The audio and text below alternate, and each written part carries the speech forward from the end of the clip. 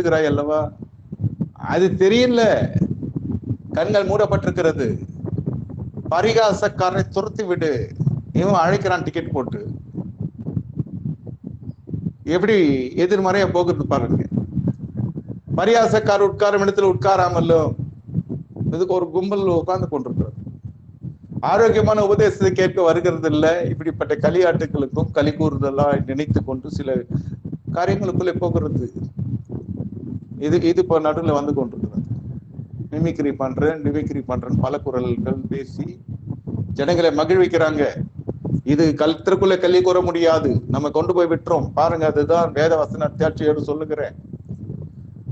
இஸ்மாயில் பரிகசிக்கிறான். என்ன பரிகசிருப்பான்? ஏற்கனவே அவங்க அம்மாவோட பார்வை அற்பமா இருக்கிறது. இந்த ஈசாக்கு இருக்குல்ல, ஆமா, இந்த ஈசாக்குக்கு அது யாரு? உறவின்படி பார்த்த அம்மா